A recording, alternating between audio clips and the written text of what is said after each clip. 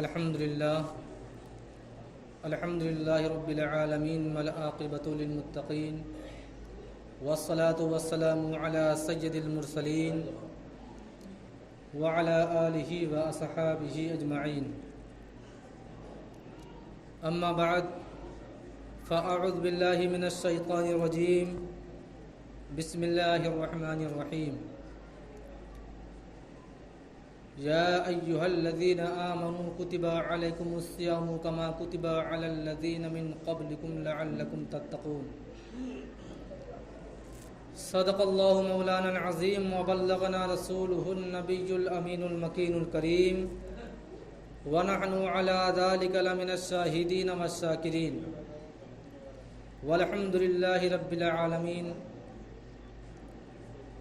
محترم سامعین، آئیے کچھ عرض و معروض سے قبل آقائے نامدار مدینے کے تاجدار جناب روح فدا محمد عربی صلی اللہ تعالی علیہ وسلم کی بارگاہ بیکس پناہ میں درود و سلام کی ڈالی نشاور کریں اور پڑھیں بآواز بلند: اللہم صلی علی سیدنا شفیعنا حبیبنا کریمنا مولانا محمد وبارک وسلم صلاۃ و سلام علیک یا رسول اللہ صلی اللہ تعالی علیہ وسلم. محترم سامعین، میں نے جس آیت مقدسہ کی تلاوت کا شرف حاصل کیا، اللہ رب العزت ارشاد فرماتا ہے: یا ایھا الذین آمنوا کتب علیکم الصیام کما کتب علی الذین من قبلکم لعلکم تتقون. اے ایمان والو، تم پر روزے فرض کیے گئے جیسا کہ پچھلے لوگوں پر فرض کیے گئے تھے، تاکہ تم متقی اور پرہیزگار ہو جاؤ. محترم سامعین، اللہ تبارک و تعالی نے اپنے بندوں پر اپنی عبادت کے لیے اگر کسی چیز کا ایجاد کیا تو اس میں اللہ تبارک و تعالی کی سینکڑوں حکمتیں ہوتی ہیں. دین شریعت میں یا شریعت کے قانون میں جو بھی قانون نافذ ہوتا ہے وہ اللہ تبارک و تعالیٰ کے کسی مخصوص اور خاص بندوں کی نشانی ہوتی ہے. ایک بہت مشہور مثال آپ کو بتا دوں کہ اگر اللہ تبارک و تعالیٰ نے اپنے ان بندوں پر جو صاحب استطاعت ہیں، اگر ان پر حج فرض کیا ہے تو آپ یقین جانیں کہ وہ اللہ تبارک و تعالیٰ کی تو عبادت ہے ہی ہے، لیکن وہ خاص طور سے اللہ تبارک و تعالیٰ کے مخصوص بندی اور اس کے بندے حضرت حاجرہ رضی اللہ تعالی عنہا اور حضرت اسماعیل رضی اللہ تعالی عنہ کی ایک یادگار ہے. اسی طرح اللہ تبارک و تعالیٰ کی جتنی عبادتیں ہیں جو اپنے بندوں پر اللہ تبارک و تعالیٰ نے فرض قرار دیا ہے، اگر اس کا نچوڑ نکالا جائے تو آپ شمار کریں گے، آپ دیکھیں گے، آپ نظارہ کریں گے کہ یقیناً اللہ تبارک و تعالیٰ نے جس بھی عبادت کو اپنے بندوں پر فرض کیا ہے یا ضروری قرار دیا ہے وہ اپنے کسی خاص بندے کی ایک یادگار ہوتی ہے. اب حج کے بارے میں آپ نے جان لیا، لیکن آئیے میں آپ کو روزے کے بارے میں بتاؤں کہ اللہ تبارک و تعالیٰ نے اس کا ایجاد کیوں فرمایا، کیسے فرمایا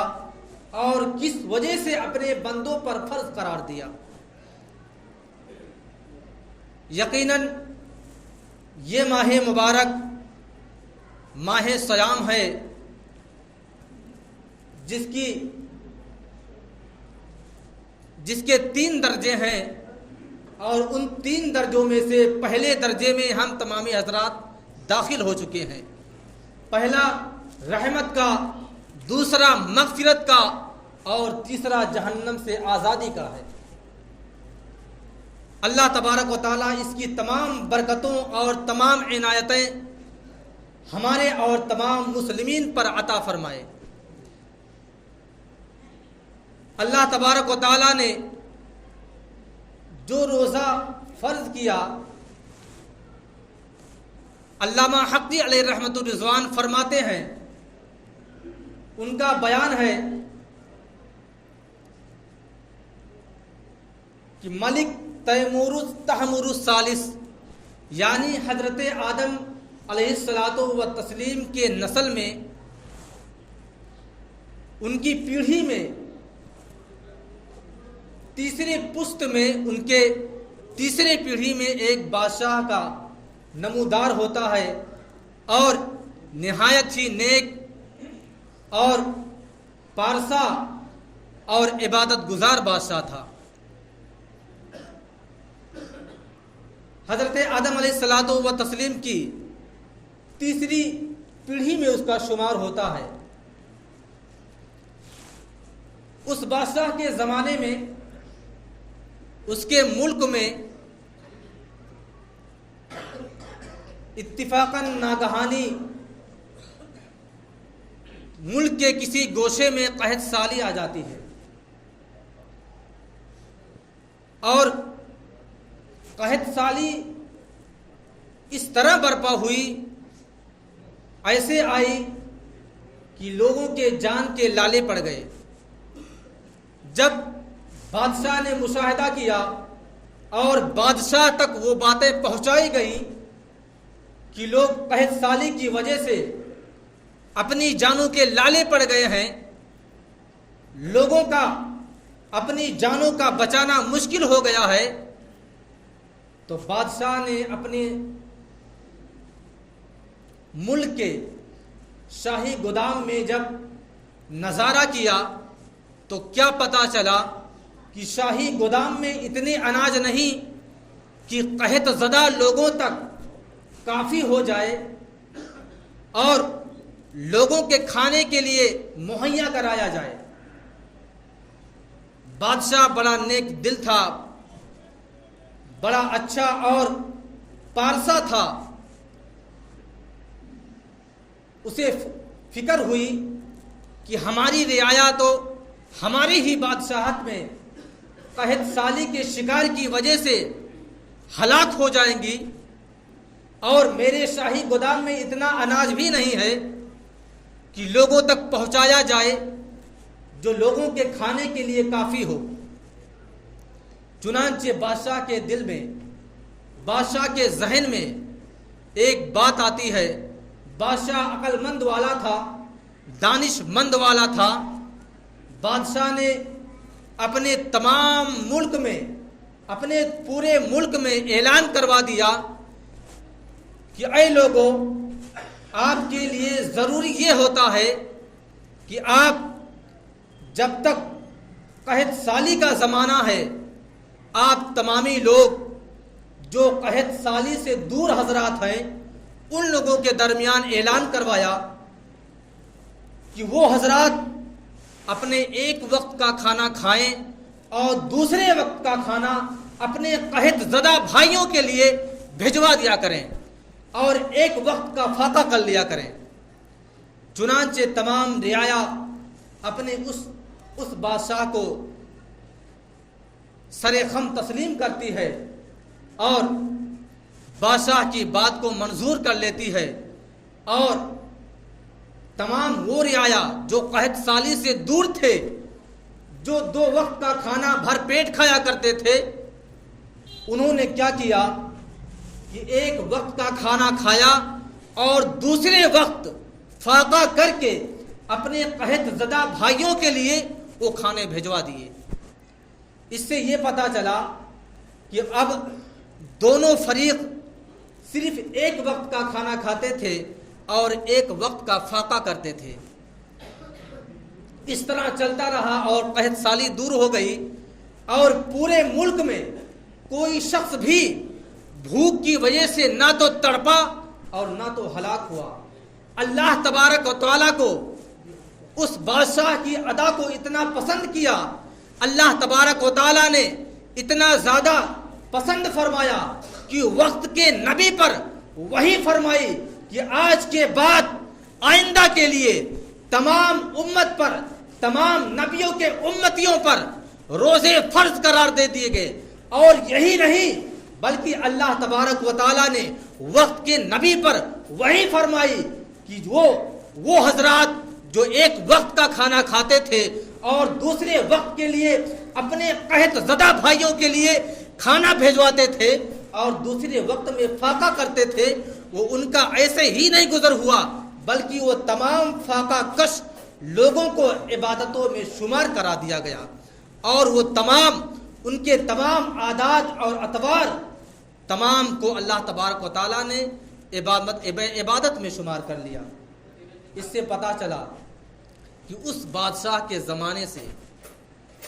جو حضرت آدم علیہ الصلاۃ والتسلیم کے تیسرے پیڑھی میں گزرے ہیں، جب ان کی بادشاہت میں قحط سالی ہوئی اور بادشاہ نے جو حکمت لگائی، جو لوگوں کو کھانا کھلانے کی تجویز مہیا فرمائی، اللہ تبارک و تعالیٰ کو بہت ہی زیادہ پسند آیا، اور اسی وقت سے لے کر کے تمام انبیاء کی امتیوں پر اللہ تبارک و تعالیٰ نے روزے فرض کر دیے۔ ہمارے نبی حضور تاجدار مدینہ صلی اللہ تعالی علیہ وسلم کے یعنی ہم امتیوں پر جب روزے فرض کیے گئے تو 2 ہجری میں فرض کیے گئے۔ ایک بات اور بتا دوں کہ حضور تاجدار مدینہ صلی اللہ تعالی علیہ وسلم تو اپنے زمانے میں پہلے بھی بہت ہر مہینے میں روزہ رکھا کرتے تھے، لیکن اس وقت روزہ فرض نہ تھا۔ جب آپ مدینہ منورہ کی سرزمین پر تشریف لائے اور 2 سال گزر گئے، اس کے بعد روزہ فرض کیا گیا، اور ہمارے اور آپ کے آقا حضور تاجدار مدینہ صلی اللہ تعالی علیہ وسلم نے اپنی زندگی میں 9 سال تک آپ کی زندگی میں روزے ملے، اور اس 9 سالہ زندگی میں 9 سالہ روزوں میں حضور تاجدار مدینہ صلی اللہ تعالی علیہ وسلم کو جو روزہ ملا وہ 7 سال 29 کا روزہ ملا اور 2 سال 30 کا روزہ ملا۔ اللہ تبارک و تعالیٰ کی ایک بہت بڑی حکمت یہ بھی ہے کہ اللہ تبارک و تعالیٰ اپنے بندوں پر کتنا کریم اور کتنا رحیم ہے کہ اگر جس سال 29 کا چاند ہوتا ہے، اس سال اللہ تبارک و تعالیٰ اپنے بندوں کو 30 روزوں کا ثواب عطا فرماتا ہے۔ ایسا بہت سے لوگ ملامت کرتے ہیں کہ ارے تو ہمارے روزوں کو کسی نے تو کھا لیا، کسی نے چھین لیا، ایک روزہ ہی چھوٹ گیا، 29 ہی کا ملا، جبکہ اس وقت جب 29 کا ہوتا ہے اس وقت سمجھ لو کہ اللہ تبارک و تعالیٰ کا اپنے بندوں پر سب سے بڑا کرم ہوتا ہے۔ کیوں؟ اس وجہ سے کہ 29 کا روزہ رکھواتا ہے اور ثواب 30 کا دیتا ہے۔ کتنا بڑا کرم اور کتنی بڑی نوازش ہے اللہ تبارک و تعالیٰ کی۔ لیکن وہ حضرات جو یہ کہتے ہیں کہ ایک روزہ کسی نے کھا لیا، کسی نے نگل لیا کہ ہم کو 29 ہی روزہ ملا، افسوس کرتے ہیں، جبکہ افسوس کا مقام نہیں ہونا چاہیے اور خوش ہونا چاہیے کہ اللہ تبارک و تعالیٰ ہمیں 29 ہی دے کر کے اور 30 کا ثواب عطا فرما رہا ہے۔ آخر کار اللہ تبارک و تعالیٰ کا اس سال ہم پر زیادہ کرم رہا ہوگا۔ اور دوسری بات یہ بھی آپ سماعت کر لیں کہ بہت سے حضرات کہتے ہیں نا کہ ارے جو ہے عید کا چاند 12 بجے رات کو نکل جاتا ہے، لوگ کسی نہ کسی طرح دوڑ بھاگ کر کے اور چاند نکلوا ہی لیتے ہیں۔ ایسا نہیں، آپ اپنے نبی کی زندگی کا مشاہدہ فرمائیں کہ میرے نبی کی زندگی میں 9 سال روزے ملے، اور اس 9 سالہ زندگی میں 7 سال 29 کا ملا اور 2 سال 30 کا ملا۔ اس سے اندازہ یہ ہوتا ہے کہ رمضان کا جو روزہ ہوتا ہے رمضان کا یا عید کا جو چاند ہوتا ہے وہ زیادہ تر 29 کا ہوتا ہے اور بہت کم ہی 30 کا ہوتا ہے۔ اس سے بھی اندازہ لگایا جا سکتا ہے۔ آپ اپنے نبی کی زندگی کا مشاہدہ فرما کر آپ اندازہ لگا لیں، اور جب کبھی بھی چاند 29 کا ہو جائے تو ملامت نہ کریں اور کوئی غلط الفاظ نہ اپنے زبان سے ادا ہونے دیں، بلکہ اس وقت تو اللہ تبارک و تعالیٰ کا اور زیادہ شکر ادا کریں کہ اللہ تبارک و تعالیٰ نے 29 کا روزہ دیا اور ثواب 30 کا عطا فرمایا۔ اب اس بات سے اندازہ یہ بھی لگایا جا سکتا ہے کہ عید کا جو چاند ہوتا ہے سب سے زیادہ 29 کا ہوتا ہے اور 30 کا بہت کم ہوتا ہے۔ اللہ تبارک و تعالیٰ کی بارگاہ میں دعا ہے کہ اللہ تبارک و تعالیٰ ہم تمامی مسلمانوں کو نیک بنائے، ایک بنائے، صراط مستقیم پر چلنے کی توفیق و رفیق عطا فرمائے۔ ہم تمامی مسلمانوں کو روزوں کی اہمیت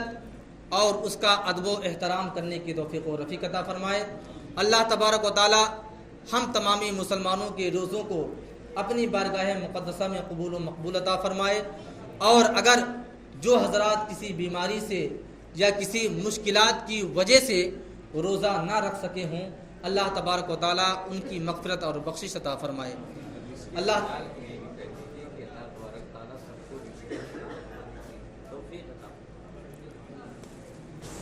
تبارک و تعالیٰ کی بارگاہ میں دعا ہے کہ اللہ تبارک و تعالیٰ ہم تمامی مسلمانوں کو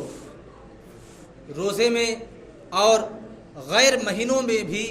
رزق حلال عطا فرمائے اور حلال ہی رزق کھانے کی توفیق و رفیق عطا فرمائے۔ اچھا، آپ تمامی حضرات سے گزارش اور ہے کہ آپ تمامی حضرات سب بندی کر لیں اور آگے والی در میں 3 صف کر لیا جائے، کیونکہ لوگوں کی تعداد زیادہ ہے اور مسجد چھوٹی پڑ جا رہی ہے۔ آپ تمامی حضرات سے گزارش ہے کہ آپ تمامی حضرات آگے والی در